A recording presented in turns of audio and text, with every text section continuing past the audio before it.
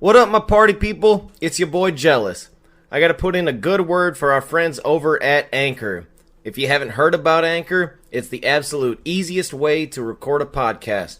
Anchor has creation tools that allows you to record and edit right from your phone, your computer, or your tablet. Easy as that.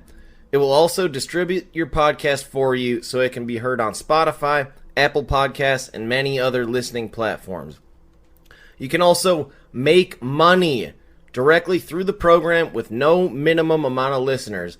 And best of all, kids, it's free. It's everything you need to make a podcast all in one place. So download the free Anchor app or go to anchor.fm to get started.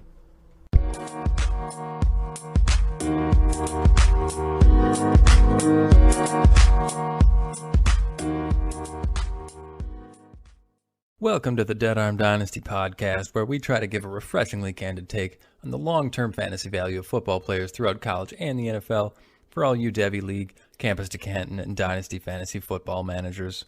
We're just three friends who spend all our time talking fantasy anyway, so we figured why not get a few mics and capture our conversations. My name's Rick, and I'm joined by my co-hosts Josh Pecoraro and Jacob Ellis, aka Jellis. Before we get started with an NFL draft recap for fantasy-relevant players, how you fellas doing today? You sipping on anything interesting?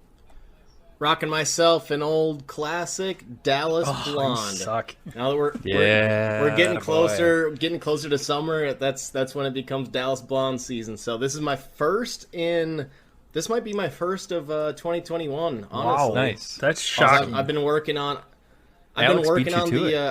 those dark beers, which is the go-to when it's a little chillier out. Not that it gets anywhere near the temps that it does up where you guys are at, but I've been rocking those for a while, so now I'm starting to heat up a little bit. Gotta get back into that Dallas Blonde groove, man. That Dallas heat coming at you too?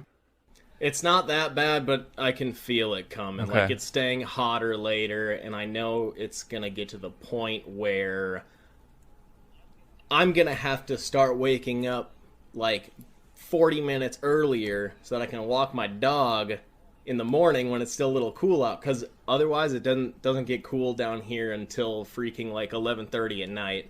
Shoot. So yeah, so Texas problems. But it is what it is. I'll still making that trade right now for skipping a winter. Yeah, dealing with the summer for a little bit, but yeah, I feel you there. We Wisconsin folk are gonna win that battle for the next few months, but then you'll take over for another 9 months after that. Josh, how you doing? Good. Yeah, refreshed from vacation down to South Carolina for past week and a half. We'll stop in Nashville on the way back. So liver took a beating on the trip, but I'm back at it, drinking a sour today, a low funk. So right back on the train. Choo choo. Oh boy, hop on it, baby. If you don't get off, there's no problems. Yeah, fantastic. Exactly. How was Nashie? Never been in Nashville, but it's always been a spot that I want to hit. It was nuts. I went there 3 years ago, and it was awesome. Bars weren't too crazy. Listen to music. This time around, it was just Bachelorette Central, and bars were just jam packed. It was nuts. Post COVID, yeah, everybody's getting out hard. That's exactly what it looked like. It looked like the floodgates just opened and everybody ran to Nashville. So, not unlike the 18th green that Phil just that got was his the win coolest on. thing ever. Shout out to Phil, big 5-0. So I was out at I wasn't watching until I got home at like when Phil was on 17. And he like just wrapped up 17, so I turned it on, and I saw that crowd, and I was like, "Holy mother of God!" Yeah, nobody's wearing masks. Post-COVID so times that's are here, done. baby. Yep, it's here full force. What a great way to kick that off. I was just shocked at the workers. They just had absolutely no control over the mob running up the 18th fairway. Like, it was No I chance. thought they were going to just storm Phil after he hit the putt. It looked like Black Friday going into a Walmart. Yeah, we're going to find out tomorrow 2 people were trampled. I loved when they cut to, I think it was Dottie, and she's like, yeah, I see Brooks in there. Up here he comes now. And then all of a sudden his caddy just pops out of the crowd, and then all of a sudden Brooks like stumbles out. Who knows what the heck happened in there. But, Lost a shoe. yeah. Yeah. Post-COVID world is here. Life's good. Finally. And we're ramping up to fantasy season. I am pumped. What are you sipping on, Rick? Oh yeah. I got some Goose Island today. I just got their standard IPA right now. The Goose is gonna loose. have their chill out lemonade after that, which is I don't know, like a Liney's Shandy kind of thing. So yeah, good stuff on my end too. Is there any animal that is smaller, like less than half your size, that you're more afraid of than a goose? Because if a goose charges at you, that thing's gonna fuck geese you are up. all show because they don't have any body weight to them. They can make their wings look real big, but a goose is gonna weigh 30 pounds. I can kick it. That's a football running at me. It is asking to be kicked. I don't trust a goose. I do not trust a goose. I talk to my fiance about this all the time because she's terrified of geese when we're walking through the park, and I just remind her that if they charge at you, just kick it. It's a football. It's going to be okay. And if there's anyone thinking of calling like animal control or something, I have not kicked a goose before, but I'm just saying, from a threat perspective, I'm not too worried. I'd be more afraid of snakes. Yeah, and that does count as half our size. Fair enough. So, yeah. Snakes and spiders are one thing, but something that could physically attack you like that, a goose, those things I feel like they're just relentless. Maybe it is all geese show, are just all about pinching. Way.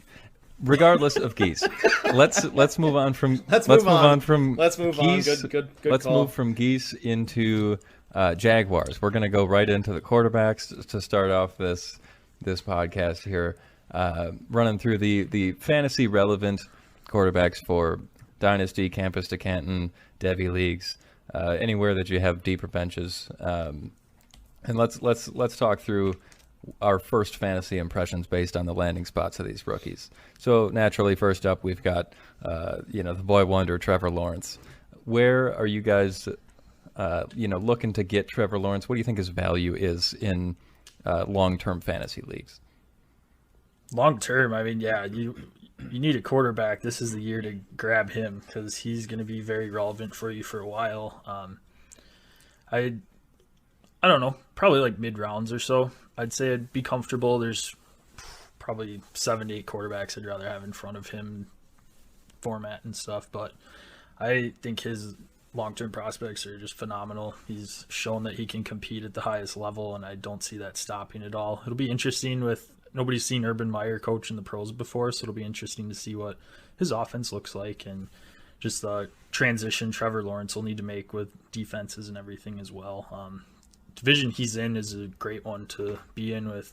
Houston's been down a little bit, lost J.J. Watt this year, and some of the other defenses he's got to go up against. Colts are up and coming and stuff, but I like his prospects. I think he's going to be fantastic and love to have him in the Dynasty format. Yeah, Dynasty, no question that he's got to go. He's going to be, pretty up there on your list of QBs. One thing that I think doesn't get talked about enough, and this is obviously fantasy relevant, are his legs.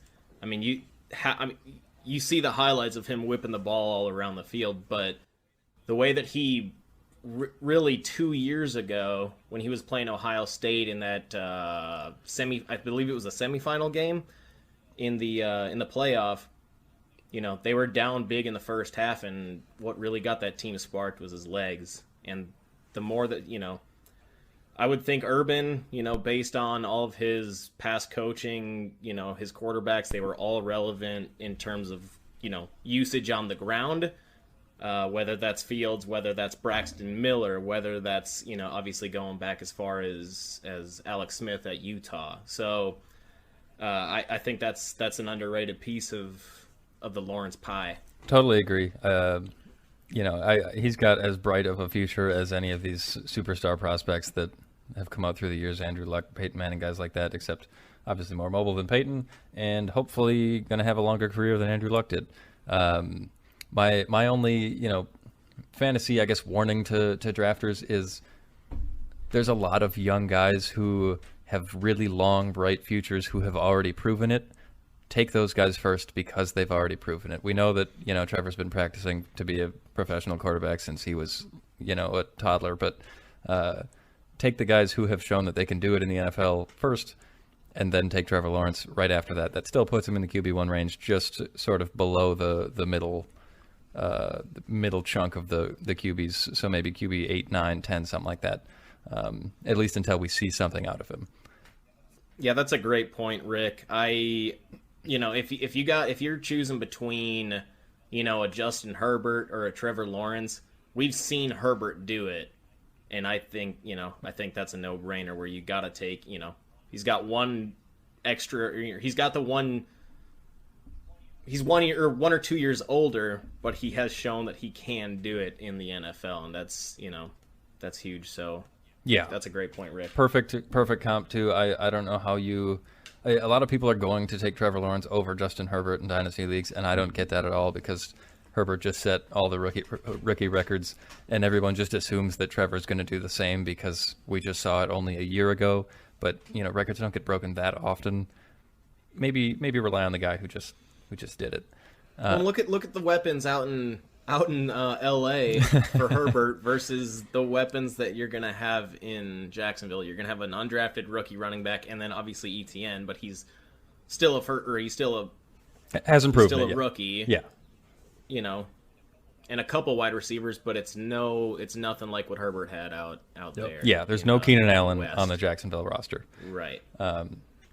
Yeah, so clearly consensus here. QB1 on the lower end of it. Moving on to the second pick of the NFL draft, Zach Wilson in New York, playing for the Jets in their soon-to-be revamped franchise that no longer has Adam Gase in town. What are we thinking on Zach Wilson? Thank God. That's the only positive to Zach Wilson going to the Jets in my mind is the fact that Gase is gone. However, they're still short on weapons, and we've got an unproven, rookie head coach who came as a defensive coordinator for the Niners. I don't really know how this year's going to shake out for Zach Wilson. I think he has the potential to be a great, hopefully great starting QB in the future. But right now, I would prefer to stay away unless you can get him late. Yeah, he's one that if you can get him late and just have him on your bench as your QB3 and just let it ride out and see kind of what happens with that. I don't know. It's tough to trust somebody that looks like they should be going to prom soon. So I don't know. Yeah, I couldn't agree more. And that's a nice segue into my thoughts there. Like for these next couple years, his ceiling is Jameis Winston in that he will be horribly irresponsible with the football, given no tools around him and being forced to throw anyway because that's what this offense is going to try to do along with the zone run scheme. They're going to put him in positions that he has to throw. They're going to be down a lot early in the next couple seasons. So for now, there's still the fantasy upside because Jameis Winston was useful for fantasy when he was playing for Bruce Arians in Tampa. There's a chance that Zach Wilson is at least startable as a flyer during bye weeks and stuff like that. I'm more excited about a few years down the road when they get it pretty well established and he has a chance to grow up a little bit, learn how the game plays at this high speed. It's going to be fun to see what he can do. I don't think he'll ever be the Patrick Mahomes that some people claim he could be, but yeah, That's idiotic. For now, for the next couple of years, assume Jameis Winston at best and hope for better later. But yeah, don't draft him any higher than more of a late round value. Yeah. Where do you see the difference between him and Sam Darnold? Honestly, they both have pretty similar arm talent. Their weapons are still pretty minimal. I don't see much of a difference between those two players. Pretty big difference. That's exactly what I was going to say, Rick, is that you don't have the Gase factor there where hopefully he can develop a little bit more and not have a coach holding him back like Adam Gase has done with. And he will have a numerous better players. O-line. They do have Mekhi Becton, who showed that he's a legit tackle, and they took Elijah Vera Tucker. So that's where he will have an advantage over Darnold. I'm just thinking they play in a very similar way, and that team is still, still lacking major any sort of impact talent. Yeah. Oh, they've At got least tons of at holes. least as of Yeah. now. Today they have lots of holes left on the roster, and those aren't going to be filled for another couple seasons as they keep, using all these draft picks they have over the next couple of years. It'll take a while for this rebuild to take full hold, but they'll be down a lot. They're going to have to throw. One last point I wanted to make on him as well too is one format you might want to look at him a little bit more is a super flex league. If you need a QB2 in that, he is going to be starting right away. There's no question about that. He's their starter, so at least you have somebody that you can plug in right away and not have a lot of high hopes for, but you can see where it goes and at least get a starter out of it. I love that segue because we have just crossed the threshold from guys that we know are going to start day one to guys that we don't know when they're going to start. Next up, at least as far as the NFL draft went, we got Trey Lance going to San Francisco. Obviously, this guy had, a high ceiling as far as what every analyst thought going into the draft. He goes out to play for Kyle Shanahan. What's his short-term, long-term future in San Fran for fantasy purposes? The way I look at Trey Lance, they're probably going to give Jimmy the starting job, Jimmy G out in San Fran, the starting job for the first 4 weeks, 6 weeks, depending on how well he performs and how well the team overall performs. That may either accelerate or slow down the eventual promotion of Trey Lance to that starting QB position. But my comp to him or with him is Cam Newton, at least when it comes to fantasy. Great legs, power thrower, and we all saw what Cam did fantasy-wise. Put up mad numbers on a weekly basis because he is that threat with his legs, and especially in the red zone. He ran 14 touchdowns his first rookie season. That's insane. Yeah, and I don't know if you guys caught the videos too just during the NFL draft. He's bruising when he's running too. Like he's just trucking people. And that's why he's going to be, once he gets in there, I think he could be a starter pretty quick from, once he gets that starting role solidified, because they are going to use him in the red zone. So you can have, we could see him throwing for 3 and running for 1 or 2 in a given week. I mean, depending on how powerful that offense is just in general. But I look at him and I see Cam Newton, Yeah, which vintage Cam, that's a great fantasy asset to have. Like you touched on Ellis with the running game. If they're on the goal line, he can punch in a touchdown. That's huge for you in fantasy. And it was just crazy. I just loved the San Francisco offseason with them trading up and then all the hype over, are they going to be going Mac Jones, somebody that's more of your prototypical pocket passer, or going with a project like Trey Lance, and who hasn't played it all last year either. So that's what I'm curious for too in training camp, just seeing how he adjust to it as well, being out for a year and everything. But he's another one to stash. We don't know exactly when he's starting. Like you said, Ellis, I think Garoppolo is going to get the starting job from the start of camp, but it's going to depend on how he's looking in camp too, Trey Lance. And if he looks good in camp, the fans are going to be howling for him to come in if this first sign of Jimmy G struggling. So it'll be interesting, and the next couple quarterbacks we'll talk with too. It'll be fun to watch and see when they get the call in. Agreed. My only thing to add there, if you are in a redraft league and at the time that you're drafting, it's clear that Lance is not going to be the starter week 1, still take the late round dart throw, because the most valuable weeks to have a quarterback are in the playoff weeks. And if Trey Lance becomes the starter in, let's say, week 10, he gets his legs under him by week 13, right in time for the fantasy playoffs. Get him on your team and in your roster for those playoffs. And the best way to get the best value on getting him on your team is to just pick him at the end of your draft. So keep in mind that just because he doesn't start week 1 doesn't mean that he won't be valuable. And there's a damn good chance that the Niners are going to be in this playoff race with at least 2 other teams within their own division. So they're going to be busting their balls trying to win these games. You're not going to see any of their any of the Niners' weapons sitting on the bench in weeks 16, 17, 18. I doubt.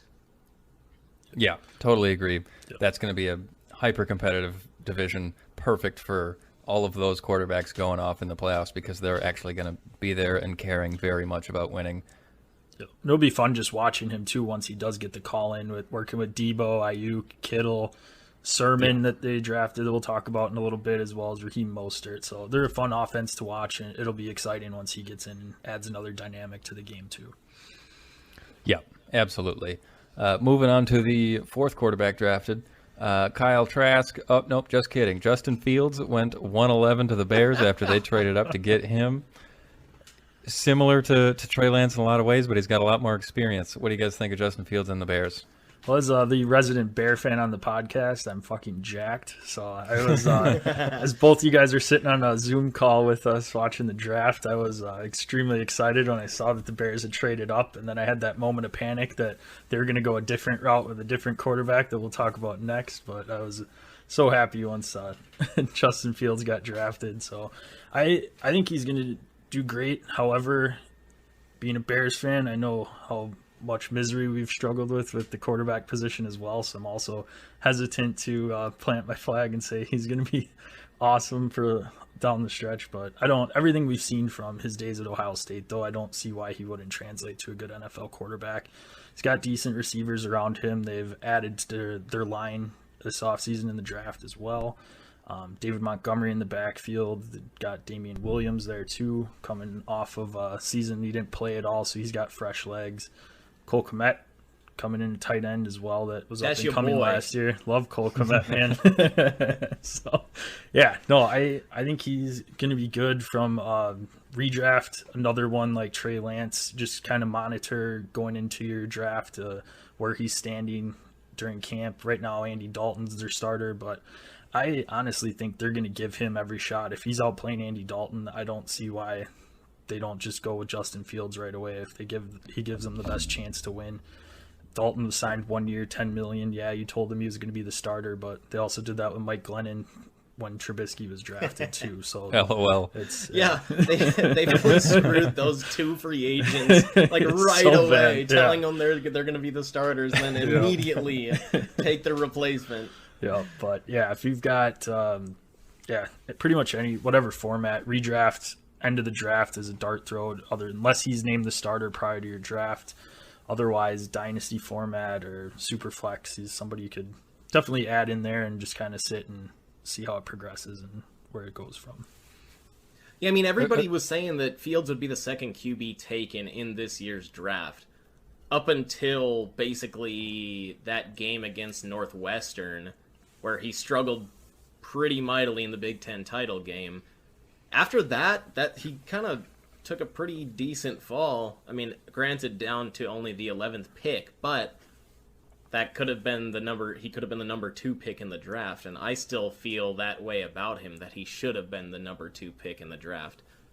Again, I mean, going over some of the same, or basically the same thing I said about Lance and Lawrence. He's got legs.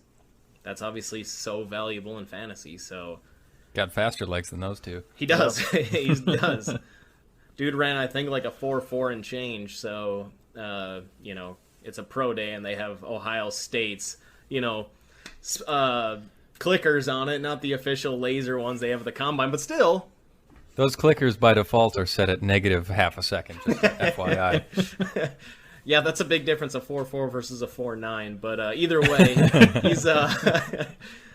he's gonna be a boss. I mean, the one spot that I worry about him is just when he's gonna see the field at first.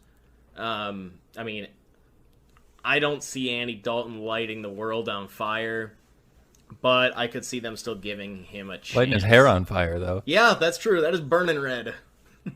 So something's on fire. Get that Chicago PD, does the carpet match Chicago the fire grapes? in there. I assume it does. Yeah, I cannot confirm that, but yeah, I mean, I don't have much else beyond that. I think exactly what Josh said. If you're just in a redraft, you definitely take him in the later rounds. If you're in Dynasty, you can feel pretty comfortable taking him, at a obviously a much higher slot. Yeah, I think you guys covered it all there. I love Justin Fields. I think that Chicago made a brilliant move trading up to get him. He's going to have an awesome career. Everything about his college tape, everything about his tools, it's all there. Justin Fields is going to be great, and it's just a matter of when will he start. So, that'll impact draft spots a little bit. But as far as Dynasty goes, I personally like the low-end QB1 below Trevor Lawrence just because he's going to start right away, and we know what his career is likely to look like. But not long after that, as far as these unproven, hyper-talented guys, I think that Lawrence, Lance, and Fields are all kind of clustered together, and Wilson can get kicked down the list a little bit. Moving on past Justin Fields, onto the Patriots selection at the 15 pick, we are up to Mac Jones, the guy who has had as much controversy over the last few months leading up to the draft as anyone, given that he went from this guy who everyone assumed would just be kind of a mid-round pick, not a big deal, not going to be a big-time NFL starter, and gradually everyone kept watching the tape and saying, you know what, I've changed my mind on Mac Jones. This guy is worthy of a first-round pick, and some people thought he was going to go number 3 to San Fran. He doesn't. He falls to 15 to New England, which seems like a match made in heaven. What do you guys think of Mac Jones for fantasy? He's another one like we've mentioned with the last two that it's just a broken record right now of he's got Cam Newton in front of him right now. Cam Newton's going to be their starter unless Mac Jones is just unbelievable during camp, but I don't foresee Belichick throwing him in right away. I think he landed in a great spot. I mean, people were comping him to like a Tom Brady, and he ends up with Patriots with Tom Brady's former coach. I see Jellis laugh off the Tom Brady comparison. I mean, that's not me. I don't think so, but I'm just saying what other people have said about him, and it's just funny that they were saying that he'd be the perfect quarterback to land in Bill Belichick's system, and it's crazy that he just fell right into New England's lap at 15 too. That nobody had traded up to try and jump him. New England didn't have to move up at all. They just stayed put and got him right there.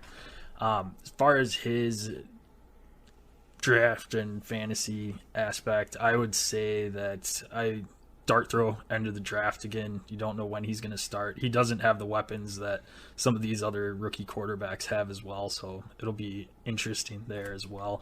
He's got 2 tight ends that nobody knows who's the starter right now, so at least he got 2 solid tight ends to throw to.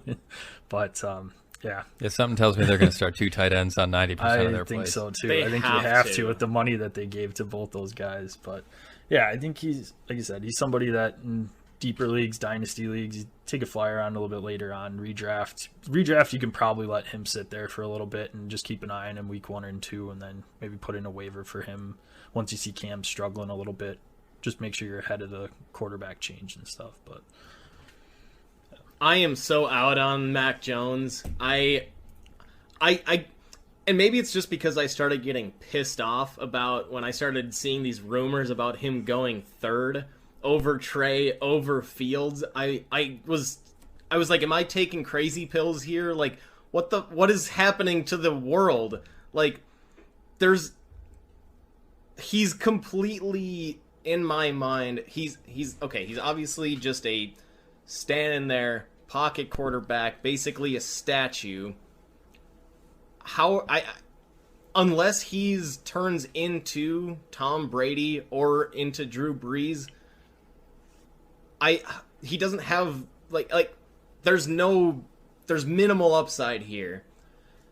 He does have those 2 tight ends, which generally are you need at least one solid tight end. Generally, rookie QBs do, because they're not, they like having that guy right in front of them, that they can dump the ball off to. I mean, you saw Tua. Mike Gesicki was not anything special. He turned into a very relevant tight end last year between Fitzpatrick and Tua continued to utilize him once he got the call, once he got the nod. So that is the good sign for Mac Jones. However, at the same time, I think that they brought in these 2 tight ends. They're going to have a lot of 2 tight end packages, maybe a 2 tight end, 2 back, 1 wide receiver, Cam Newton. I could see this being a very run-heavy team, and that's what Cam needs to succeed. So I don't know when Mac sees the field. That's the other thing with him. And so, for me, I mean, if you're talking Dynasty format and you want to take a swing at him, go ahead. But in any sort of redraft, I'm way the hell out of him on any redraft. And even myself in Dynasty, I'm not sold. Got a question, Ellis, before we let Eric jump in and give his take here. Mac Jones or Zach Wilson?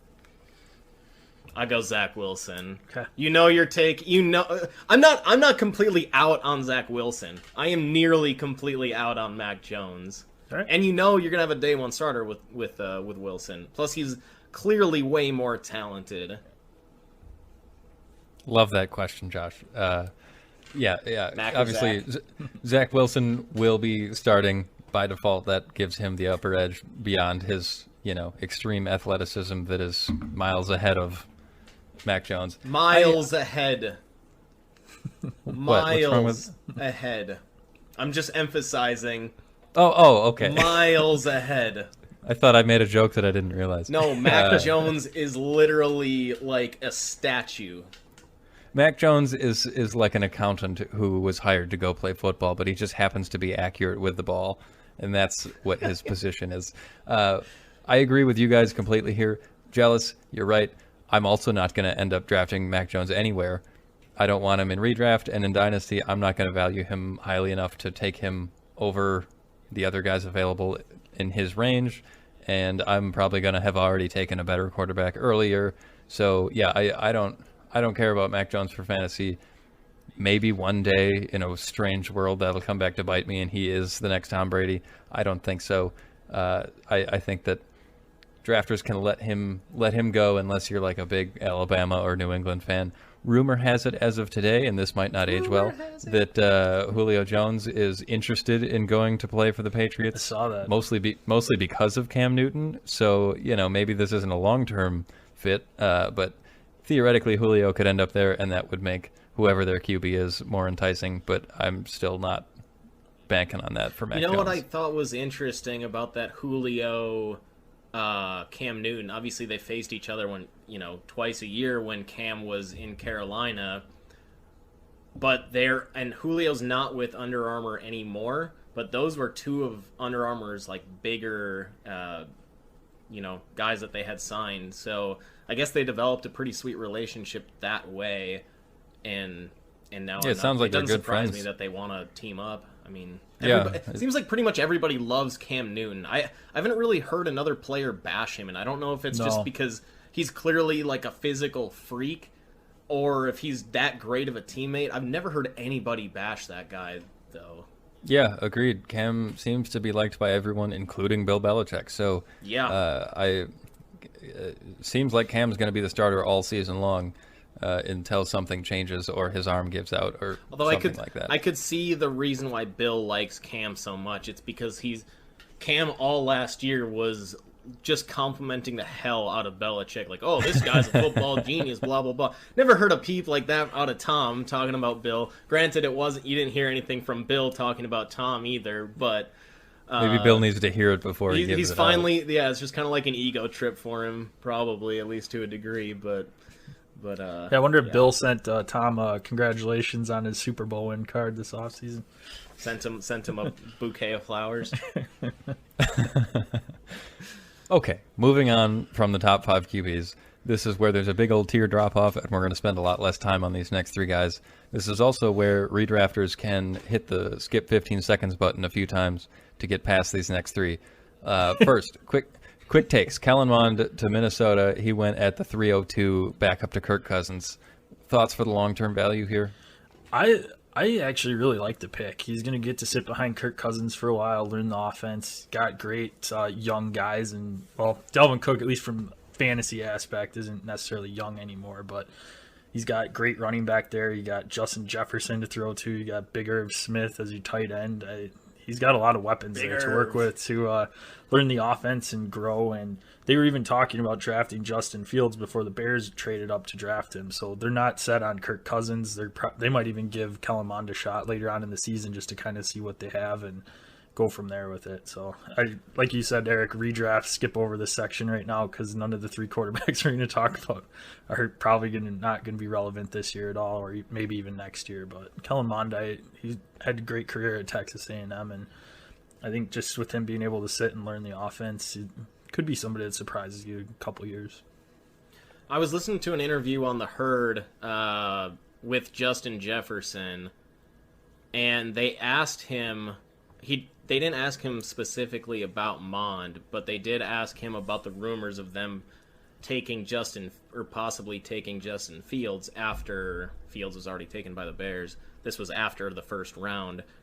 And Jefferson sounded like he was pretty much over Kirk. He's like, look, the reason we were looking for it because we need some additional upside. So I feel like, and like you said, Josh, there were the rumors that the Vikings wanted Fields. So they're clearly not sold on Kirk. They've obviously kind of hit their ceiling with him leading their team. I could see this transition being a little quicker than maybe people are thinking. I don't know if it'll happen this season. I mean, unless it's, week 16, 17, 18, and they're out of the playoffs, then maybe they throw Mond out there, see what he can do, give him a couple weeks, and then move on from Kirk afterwards.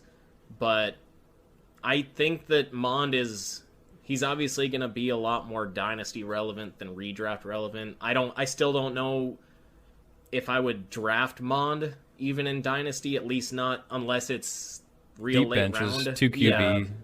One of those super flex deep bench. Yeah. That's where you could, you could go after him. But I think from maybe just thinking ahead to next year, that's where I could see Mon possibly actually hitting the field. Yeah, I agree with both your guys' takes here. Great offense around him. Kirk's clearly not the long-term solution in Minnesota, so he could have some upside. He was drafted in that third round range, which puts him in the category of he needs some development and he's not going to start right away, and that's okay. There are plenty of guys that end up doing fine after some time on the bench to start their careers, waiting for a veteran to finish their time. So certainly could have a bright future. Not a guy to overlook in deep bench 2 QB superflex. Even just a regular dynasty could potentially be worth it in the long run. Moving on to the next one. This guy could start this year. Houston Texans Davis Mills pick at the 303, which was a horrible draft selection by Houston, but let's ignore that part for now.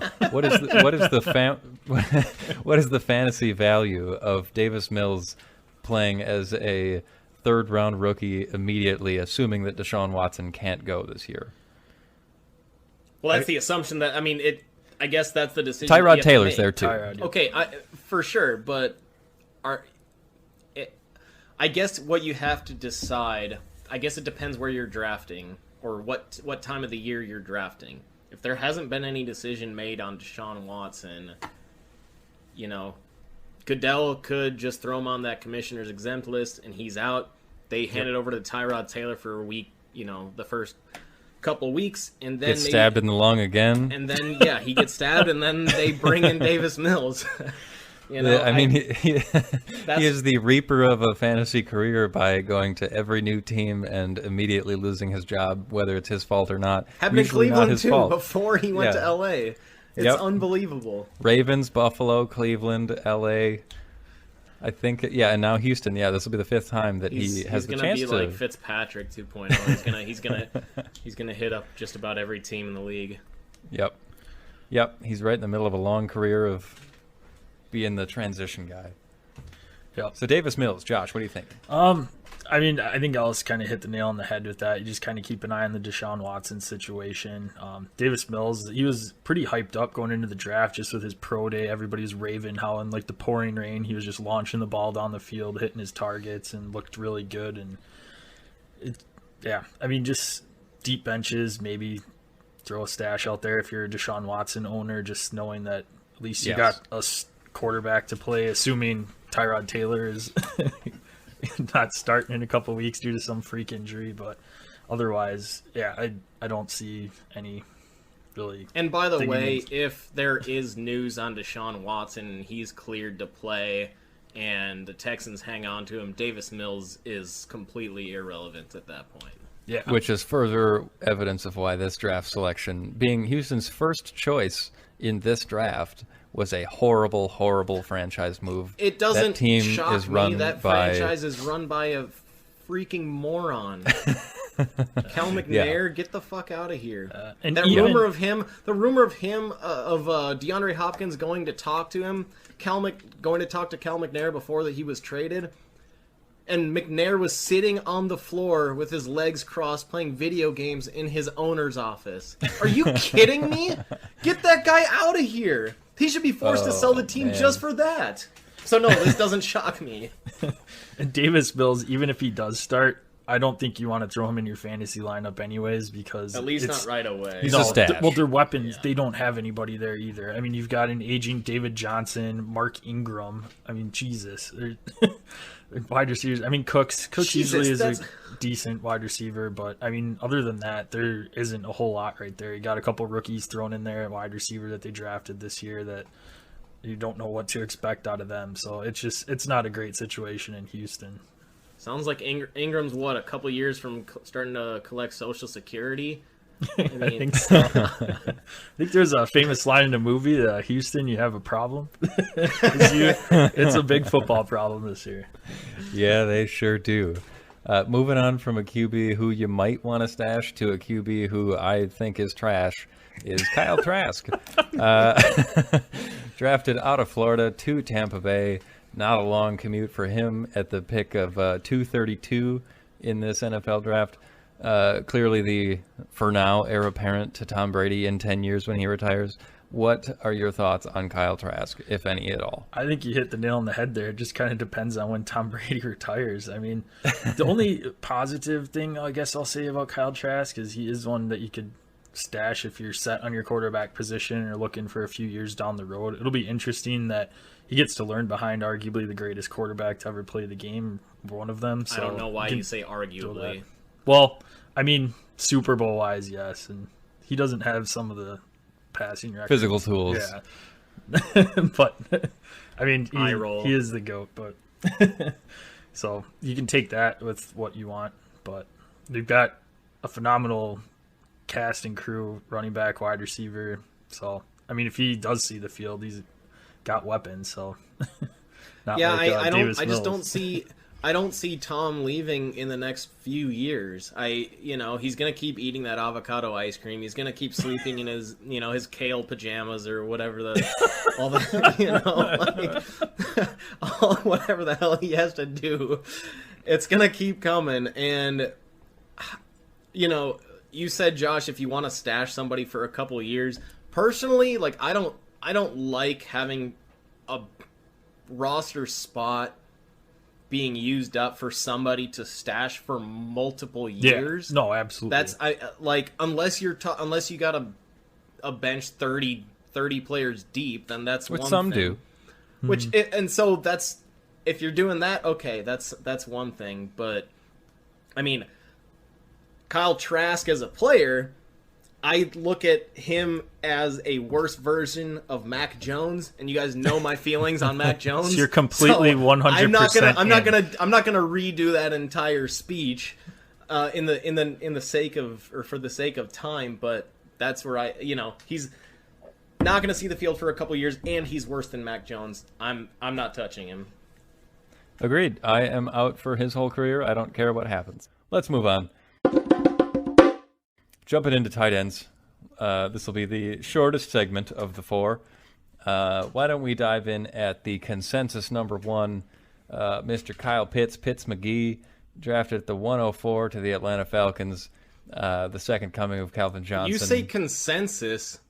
What did of the rookie tight ends. Najee? Oh, of the rookie tight ends. Yeah. Yeah, oh, yeah. My personal rookie 101, not everyone's by a long shot, but yeah, best tight end, not even close in the rookie class. No question about it. I mean, he's the Falcons are going to throw the ball around. They really don't have much for a running back committee, behind Matt Ryan. So they're going to be throwing the ball around. And now they're looking at trading Julio, potentially. Yep. That's only going to increase Pitts' role. he's a guy that can play out wide or at the traditional tight end position or in the slot. So he's going to get mad targets. I don't know what else there is to say. I mean, we all know his talent, and they took him with the 4th overall pick for a reason. They're going to use him a lot. Yeah, he's a guy I had in our rookie draft this last week. I had a tough decision at the 2 spot. I was very surprised the guy in our league took Trevor Lawrence number 1 overall, which is fine. That's his own prerogative. But I had to decide between Najee and Pitts, and it took me a long time to decide between those two because Kyle Pitts' future is extremely bright.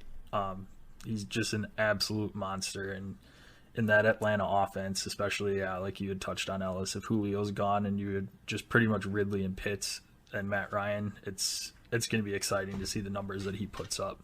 Long-term wise, again, with anybody, it's just you never know who the quarterback's going to be down the road. Right now, take advantage of Matt Ryan being there in the Atlanta Falcons offense and ride that out because you're going to have just above advantage unless you're going up against somebody that's got Travis Kelce, Kittle. Otherwise, Pitts is going to be in that conversation with guys that you don't want to have to play against. For as long as the Falcons list him as a tight end and therefore fantasy platforms list him as a tight end, take advantage, treat this like the insane value that it is. This guy's walking into the league playing as if he's like a Calvin Johnson-esque wide receiver, and he's going to be listed at the position that is the most difficult to find a good player at in fantasy football. If you can get your hands on him and you're not, needy for a workhorse running back, go get Kyle Pitts in your rookie drafts in Dynasty. I don't blame anyone for drafting him early. I don't want to say, above the guys that are already established because there's some very good tight ends out there, but he should not be lower than the tight end 4 in a redraft or a Dynasty league. And you could argue for higher in Dynasty, given how old Kelce is now. And, Waller's getting up there a little bit. Kittle's still plenty young. I just think sky's the limit for Pitts as long as he stays listed as a tight end. Maybe someday he transitions to wide receiver to get his payday. I won't blame him for that. I'll just be upset for fantasy purposes because that will drastically reduce the extreme value that he is. But he's an immense talent. He's going to have a long career. Pumped about him. Let's move on to Pat. Sorry, Joe. Where would you put him in redrafts? Would you put him as your tight end 4 behind... Yeah. Kelce, Kittle, Waller? Kelce, Kittle, Waller would be the 3 ahead of him just based on their established dominance when they're healthy. Then it would be Pitts based on ceiling. That's where I sit as well. Yep. Yeah, the only other one that could potentially be in there is Andrews, but I'd take Pitts over that too, just with the Baltimore passing game. Yeah. Physical talent is much higher with Pitts, but Andrews could end up with double-digit touchdowns any given season. Yep. Let's jump into the much further down the line, number 2 tight end in the rookie class, Pat Freiermuth, nicknamed by a select few as Baby Gronk, coming out of Penn State, playing for Pittsburgh now, drafted in the late 2nd round. He's going to play alongside Ebron for starters. What do we see as the ceiling long-term for Freiermuth? Is he a guy worth starting someday? Is he someone who you should at least try to roster now? I think for dynasty purposes, he absolutely is. I mean, Pittsburgh's shown that they can make the tight end position relevant. Granted, we don't know how much of that is Ben Roethlisberger liking to throw to the tight ends versus their actual scheme. That'll be to see in a year from now, probably. I think this will probably be Big Ben's last year. But usually for redraft purposes, absolutely not. The only tight end, or rookie tight end, I should say, that I would want to have in a redraft format is Kyle Pitts. Otherwise, we've seen historically that rookie tight ends just don't produce. It takes them a while to get acclimated to the NFL. So, but for dynasty purposes, I think Pat Freiermuth could be pretty solid. Like I said, Pittsburgh has always shown that they've been able to have good tight ends. Freiermuth's been a good talent at Penn State for as long as he's been there as well too. So I think he'll be a good asset to have long term. I think I have similar thoughts. I mean, Pittsburgh has always had tight ends that put up solid production going back as far back as, the Heath Millers of the world. I mean, Jesse James, Vance McDonald, they even put up some numbers. They weren't necessarily starting tight end caliber, but I'd also say that Freiermuth is much more talented than either of those guys. So, yeah. I mean, I wouldn't have an issue even in a redraft taking him late if you have an established tight end one, a guy that you can plug in every week, and you want Freiermuth to relieve on, if you're in a situation where your guys, your tight end one's hurt for a week, or obviously the bye week situations, and you have to plug him in there. I've got no problems with that. I mean, he will be next to Ebron, but I could also see Pittsburgh running a lot of 2 tight end sets, given that now they have Najee Harris, they're going to want to feed him. And so Freiermuth could see the field a lot more than, just any other tight end 2 on, any other more, like the Lions, for example, where they're not going to be running as many 2 tight end sets. Let's say you're a team in fantasy that has, maybe a couple of questionable guys at tight end, guys that, maybe they haven't hit their peak yet. Maybe they just aren't going to peak. I don't know, Dallas Goedert maybe is an example. Where are you looking at getting Pat Freiermuth in a rookie draft if that's your situation at tight end? Not an established guy at the 1, but that maybe he can step in and actually help you. Yeah, I mean, I'm still not going to take him early. Are we talking third round? What are we thinking in a rookie draft? I'd say like a 3rd or 4th round. If he was there, I'd take a chance on him. There's a lot of other positions I'd want to go after and then just take a shot on him or take a shot on another rookie tight end. Just not a whole lot of them pan out, and it's hard to predict because a lot of them break out in their 2nd, 3rd, 4th year in the league. I mean, look at how long it took Waller to finally get his starting spot and break out. It was a few years after he had left Baltimore and went to another team. So it's a tough position with tight end. Especially like you've been saying, rookie tight ends it's always kind of a shot in the dark. Yeah, I totally agree. This was a not far from a situation that I was looking at potentially being in a few days ago, thanks to a couple of trades. Landed Kyle Pitts instead of Pat Freiermuth, which I feel a lot better about. But I would have had to make this sort of decision sitting on Noah Fant, Dallas Goedert, Irv Smith, all guys who have not quite hit their peaks, and who knows if they will. Having said that, let's move on to, and I want to preface this, Brevin Jordan's going to be our 3rd and last tight end here. There were a few tight ends drafted in between Pat and Brevin here. They really are drafted to be blocking tight ends. They're probably not going to be big-time receiving threats, so we're going to omit them for now. You can look them up if you want. Let's move on to Brevin Jordan in Houston as a Irv Smith-esque big-time pass-catching type guy. You are so hard on Irv Smith. I love Irv Smith, yes. This is insane. Irv is a giant wide receiver, and that's what Brevin is comping to be going into Houston. Houston is a garbage fire, so does that change any thoughts on drafting him as a late round guy, or what are you thinking on Brev? I mean, he's going to be their top tight end in Houston. So he's going to 38-year-old Jordan Akins, or however old he is. I would hope. Yeah. I mean, so he's going to see the field, and therefore he's going to get targets. I mean, redraft. I would take him. I would still take Freiermuth over him in a redraft.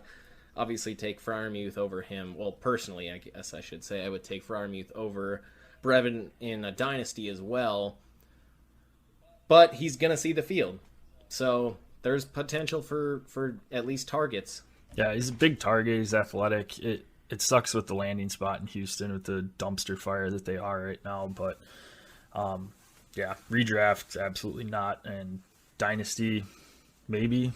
Yeah, I'd draft him maybe like late 3rd or 4th round if he's there, and have him sit, and like Ellis said, he's going to get targets. Somebody's got to get targets in that offense, and somebody's going to be throwing them the ball. We don't know who yet, and we'll just have to kind of see that out, and for long-term purposes, hope that Houston figures out what the hell they're doing and get a decent franchise back. Good luck with that. Yeah.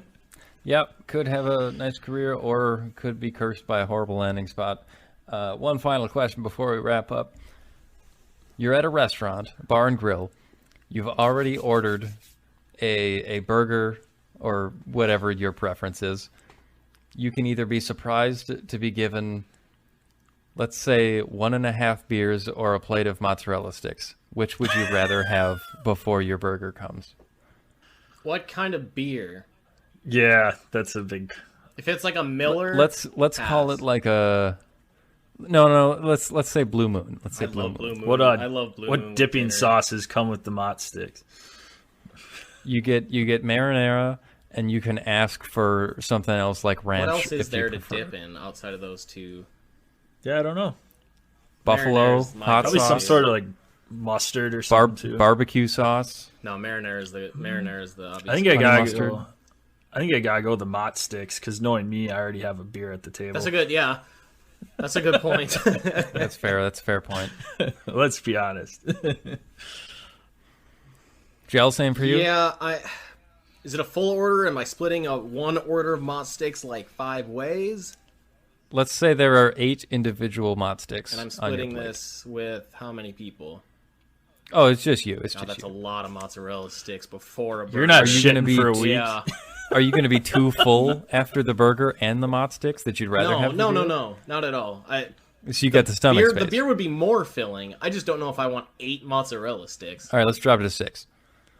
Like I would. But you could take them They're home not and reheat enormous them in your air mozzarella fryer. sticks. They're like fingers. Yeah. Did you just give us Yeah, jazz yeah. hands? For those that couldn't see because we are not posting this on YouTube, I did jazz hands into the camera. Mozzarella sticks aren't my favorite appetizer, though. I'd rather have like jalapeno poppers. Now, I know that you've had some experiences with jalapeno poppers in the past. Are you sure? That's still my choice. Okay, all right. I agree. They are delicious. I will not argue that. And I think that They're so good, but just make sure, folks, you put the toilet paper in the freezer before you go to bed. triple ply. All right. Don't play around. It's worth it, though. Clear off your schedule the next Yeah, day. that's probably the safest play. And by all means, don't have a 4-hour drive and then a 2.5-hour flight the next day like you guys had. Agreed. Setting that kind of a record on a day that you have a flight is the wrong thing to do. Let's use that note to wrap up our draft recap. We just finished the tight ends. Speaking of tight ends, Wasn't so tight that day.